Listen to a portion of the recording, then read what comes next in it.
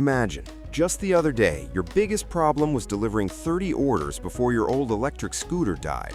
And today, you're the CEO of a company that just got $1 million investment.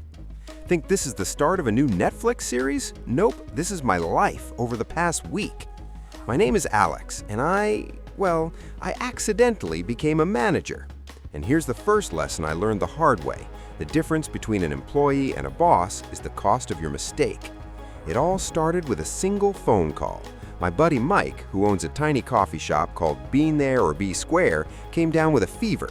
"Bro, can you cover for me for a day? Just smile, and for the love of God, don't burn down the coffee machine." I agreed. My last delivery job hadn't paid me for the previous week, so I had nothing to lose. And there I was, in his apron, which was comically short in the sleeves, trying to figure out the difference between a latte and a cappuccino. Honestly, no idea. And then he walks in, a guy in a cap pulled down over his eyes, a food blogger with 10 million followers. But of course, I don't know that. He orders an espresso. I make him a coffee, from regular Lavazza in a can and tap water. No magic. He takes a sip, pauses for a second, and says, "Dude, this is the best espresso in Manhattan in the last 3 years." He laughs. He films a video of me awkwardly trying to draw a crooked heart with milk foam, posts it on TikTok, and boom! The hashtag Bean There or Be Square is trending. Our godforsaken cafe has a line around the block. 2 days later, Mike calls me, his voice trembling. "Alex, are you sitting down? Some venture fund from Silicon Valley itself is offering $1 million for 15% of our company."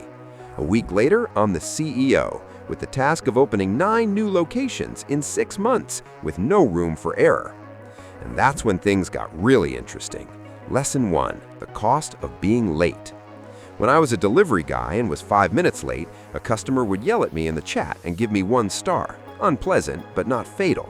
When I, as the CEO, was 5 minutes late for a meeting with a landlord, we lost the perfect spot in Soho that we had been waiting for 6 months for. The cost of my mistake grew 1,000 times. Lesson 2, friends can't work for you.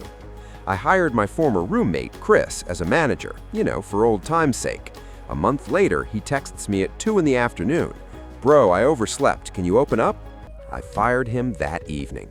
He cried in voice messages. I cried too, but quietly, locked in the bathroom of our tiny first office. A leader is a person who makes decisions that break your own heart. Lesson 3, read the fine print, always. Suppliers smile to your face, but in the contract, in tiny, tiny text, they slip you second-rate beans instead of specialty. I caught them. I didn't sleep for 3 nights. I sat with a marker over the documents, like a detective over clues, and I found it. It saved us $40,000 a year. An employee does the work. A leader protects the result of that work. Lesson 4, bright eyes can just be thieves. I hired this super smiley girl, Sophia. She had such burning eyes. Turns out they were burning for the tips from the shared jar. Fired her, again with tears, mine. And then I hired a grumpy ex-Marine. At the interview, he said honestly, "I don't like people, but I damn well love order." In a month, he increased revenue by 43%. Nobody dares to be late or skimp on milk under his steely gaze. A boss has to trust numbers and order, not pretty words. And the last, 5th lesson, you never stop being a delivery guy. Yesterday at 5:45 a.m., I'm driving to a warehouse on the outskirts of the city myself because the driver suddenly got sick. Because if the beans don't arrive, 10 coffee shops don't open, hundreds of baristas don't get their paychecks, thousands of customers don't get their morning coffee. All of it rests on you. We have 10 cafes now, from Brooklyn to the Upper East Side. In the main office, in a frame on the wall, hangs that very first paper cup. Under it, a plaque saying, "Sometimes all you need for $1 million is to cover for a friend for 1 day." I still sometimes get up at 6 in the morning and brew coffee myself at the first location, just to remember. The coffee, by the way, is still the best in town, and it's still to go.